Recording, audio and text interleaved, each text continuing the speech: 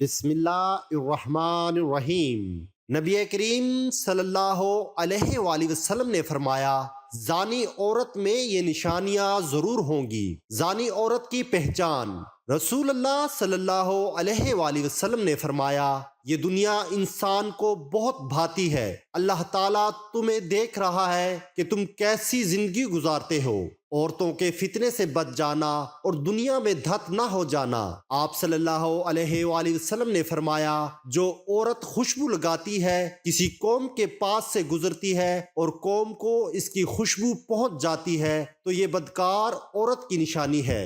زانی عورت کی پہلی نشانی یہ ہے کہ وہ اکثر تنہا ہنستی ہے۔ آپ بات کرتے ہیں لیکن وہ جواب نہیں دیتی، سوچتی رہتی ہے، یہاں تک کہ بعض اوقات وہ دور کی سوچ میں خواب دیکھتی ہے، لیکن آپ سمجھ نہیں سکتے ہیں کہ وہ کیا سوچ رہی ہے۔ کام پر جانا اور دیر تک کام کرنا، آپ کو اس کی طرف توجہ دینا ہوگی کہ وہ کہاں جاتی ہے اور اس دوران وہ کس سے ملتی ہے۔ امکانات یہ ہے کہ وہ کسی تیسرے شخص کے ساتھ مصروف ہے۔ اس کی آنکھوں میں دیکھو، جب لوگ مجرم محسوس کریں گے یا کچھ چھپائیں گے تو وہ آنکھوں سے رابطے سے گریز کریں گے۔ جب بھی ممکن ہو اپنی بیوی سے آنکھ سے رابطہ کرنے کی کوشش کر لیں۔ اپنی بیوی کی آنکھیں دیکھنا بیوی کی زنا کی تصدیق کرنے کا ایک اچھا طریقہ ہے۔ زیادہ تر خواتین ہم بستری میں کافی اناڑی اور غیر فعال ہوتی ہے۔ اچانک ایک دن وہ آپ کے ساتھ مختلف پوزیشن میں ہم بستری کرتی ہے، آپ کو زیادہ خوش کرتی ہے، بستر پر سیکس پوزیشن تبدیل کرتی رہتی ہے۔ یہ بھی ایک نشانی ہے کہ وہ کسی تیسرے فرد کے ساتھ اپنی خواہشات کو پورا کرنے کے لیے آپ کو استعمال کرتی ہے۔ زانی عورت اپنے شوہر سے بات بات پر دنگا فساد کرتی رہے گی۔ رات کے وقت بستر پر شوہر سے منہ پھیر کر سوئے گی۔ جس وقت تک شوہر گھر میں رہے، اس عورت کے ماتھے پر بل پڑے رہتے ہیں۔ جیسے ہی خاوند گھر سے باہر جائے، اس کا چہرہ کھل اٹھتا ہے، غیر مردوں کے سامنے مسکراتی اور ہنسی مذاق کرتی ہے، شوہر کی غیر موجودگی میں خوب بناؤ سنگھار کرتی ہے۔ گھر کے دروازے اور کھڑکی پر کھڑے رہنا، باہر کے لوگوں خاص طور پر مردوں کو دیکھ کر خوش ہونا اور ان کی تعریفیں کرنا اور ان کے نام یاد رکھنا، شوہر کے بوسہ دینے پر گالوں کو جلدی صاف کر لینا۔ سیکس میں زیادہ پرکشش عورت زانی علامت ہے۔ عورت اللہ کی تخلیق کردہ ایک خوبصورت ہستی ہے۔ عورت کے دم سے دنیا میں خوبصورتی کا ایک جہان آباد ہے۔ عورت ایک سمندر کی طرح ہے۔ عورت کو سمجھنا آسان بالکل بھی نہیں ہے۔ عورت ماں کے روپ میں دنیا کا مخلص ترین اور خوبصورت ترین رشتہ ہے، اور وہیں پر عورت بیوی کے روپوں میں مرد کے لیے راحت کا باعث ہے، جبکہ عورت کے ایسے روپ بھی ہیں جن کی وجہ سے کئی گھر برباد ہو جاتے ہیں اور بدبختی اور بے برکتی ایسے گھروں کا مقدر بن جاتی ہے، جبکہ ایسی عورتیں سخت ترین عذاب کی مستحق ہیں اور ان میں سے کوئی بھی جنت میں داخل نہ ہوگی۔ آپ کو بد کردار عورت کی پہچان بتائیں گے۔ حالانکہ نبی کریم صلی اللہ علیہ وآلہ وسلم نے فرمایا کہ بدترین عورتیں وہ ہیں جو زینت کا اظہار کرنے والی ہیں، تکبر سے چلتی ہیں، ایسی عورتیں منافق ہیں، ان میں سے کوئی بھی جنت میں داخل نہ ہوگی۔ پھر خاص وہ عورتیں ہیں جو مردوں کو مائل کرے، اپنے لباس اور اپنی چال سے ان کو اپنی طرف مائل کریں۔ ترجمہ: اور جو کوئی بدکاری کرے تمہاری عورتوں میں سے تو گواہ لاؤ ان پر 4 مرد اپنوں میں سے، پھر اگر وہ گواہی دیں تو بند رکھو ان عورتوں کو گھروں میں یہاں تک کہ اٹھا لے یا ان کو موت یا مقرر کر دے اللہ ان کے لیے کوئی راہ، اور جو 2 مرد کریں تم میں سے وہی بدکاری تو ان کو ایذا دو، پھر اگر وہ توبہ کریں اور اپنی اصلاح کر لیں تو ان کا خیال چھوڑ دو، بے شک اللہ تعالیٰ قبول کرنے والا مہربان ہے۔ انسانی فطرت ہے کہ ہر شخص اپنے ہم خیال اور اپنی جیسی طبیعت کے لوگوں کے ساتھ بیٹھنے کو ترجیح دیتا ہے اور اپنے ہم خیال اور ہم جنس کے ساتھ رہنے میں خوشی محسوس کرتا ہے۔ اسی فطری جذبے کو قرآن مجید نے بھی بیان کیا ہے، جس میں بتایا گیا ہے کہ زانی مرد سے زناکاری پر رضامند وہی عورت ہوتی ہے جو زانیہ یا مشرکہ ہو، کہ زنا کو عیب نہ سمجھتی ہو۔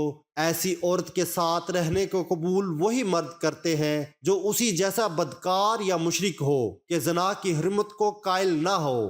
زناکاری کرنا یا زانیہ سے نکاح کرنا، اسی طرح اپنی پاک دامن عورتوں کو زانی مردوں کے نکاح میں دینا مومنوں پر حرام ہے۔ چنانچہ قرآن مجید میں اللہ تعالیٰ کا ارشاد ہے، بدکار مرد سوائے بدکار عورت یا مشرک عورت کے کسی پاکیزہ عورت سے نکاح کرنا پسند نہیں کرتا، اور بدکار عورت سے بھی سوائے بدکار مرد یا مشرک کے کوئی صالح شخص نکاح کرنا پسند نہیں کرتا، اور یہ فعل زنا مسلمانوں پر حرام کر دیا گیا ہے۔ درد بالا آیت میں نہ صرف لوگوں کی پسندیدگی کو بیان کیا گیا ہے بلکہ اہل ایمان کو حکم دیا گیا ہے کہ ایسا زانی یا زانیہ جس نے توبہ نہ کی ہو، جس کے زنا کی شہرت عام ہو، اس کے ساتھ کسی مومن کا نکاح جائز نہیں ہے۔ جب کسی مرد یا عورت کی بدچلنی کا علم ہو تو اس کے باوجود اس سے نکاح کرنا اہل ایمان کے لیے حرام ہے۔ اگر وہ اس گناہ سے توبہ کر لیں، اس عمل کو ترک کر کے اپنی اصلاح کر لیں، تو زانی یا زانیہ کی صفت ان سے ختم ہو جائے گی۔ آیت کا منشا یہی ہے کہ جن لوگوں کی بدکاری معلوم ہو ان کو جیون ساتھی منتخب کرنا گناہ ہے۔ اس سے اہل ایمان کو پرہیز کرنا چاہیے، کیونکہ ایسا کرنے سے بدکاروں کی حوصلہ افزائی ہوگی۔ اس حکم خداوندی میں یہ بتانا بھی مقصود ہے کہ زنا ایسا کبھی فعل ہے جس کا مرتکب اسلامی معاشرے اور صالح خاندانی نظام کا حصہ بننے کے قابل نہیں رہتا۔ اس لیے ارشاد فرمایا، ناپاک عورتیں ناپاک مردوں کے لیے مخصوص ہیں، اور پلیت مرد پلیت عورتوں کے لیے ہیں، اور اسی طرح پاک و طیب عورتیں پاکیزہ مردوں کے لیے مخصوص ہیں، اور پاک و طیب مرد پاکیزہ عورتوں کے لیے ہیں۔ سو تم رسول اللہ صلی اللہ علیہ وآلہ وسلم کی پاکیزگی و طہارت کو دیکھ کر خود سوچ لیتے کہ اللہ نے ان کے لیے زوجہ بھی کس قدر پاکیزہ و طیب بنائی ہوگی۔ یہ پاکیزہ لوگ ان تہمتوں سے کلیسن بری ہیں جو یہ بد زبان لوگ کہہ رہے ہیں۔ ان کے لیے تو بخشش اور عزت و بزرگی والی عطا مقدر ہو چکی ہے، تم ان کی شان میں زبان درازی کر کے کیوں اپنا منہ کالا اور اپنی آخرت تباہ و برباد کرتے ہو؟ اس کا ہرگز یہ مطلب نہیں ہے کہ اگر مرد زانی ہے تو اس کو لازماً زانی عورت ہی ملے گی، یا عورت زانی ہے تو اس کے نصیب میں فقط زانی مرد ہی ہوگا۔ قرآن مجید نے اس کا انکار کیا ہے۔ اللہ سبحانہ و تعالی نے قرآن مجید میں ایسے انبیاء علیہ السلام کا تذکرہ فرمایا ہے کہ جن کی بیویاں کافرہ تھیں۔ فرعون جیسے بدترین کافر کی بیوی حضرت عائشہ رضی اللہ عنہا ہے، جنہیں اللہ تعالیٰ نے صالح خاتون قرار دیا ہے، اور ان کی سیرت کا تذکرہ بھی قرآن مجید میں ملتا ہے۔ حدیث مبارک میں ہے، ساتوں آسمان اور ساتوں زمینیں شادی شدہ زناکار پر لعنت کرتی ہیں،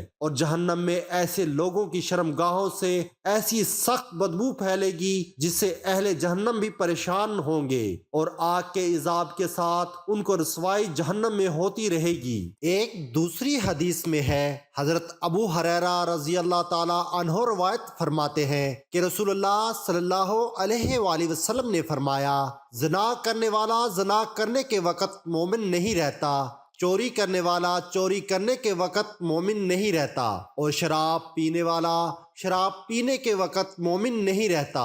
اللہ تعالیٰ کا ارشاد ہے، اور چاہیے کہ ان دونوں کو سزا کے موقع پر مسلمانوں کی ایک اچھی خاصی جماعت موجود ہو۔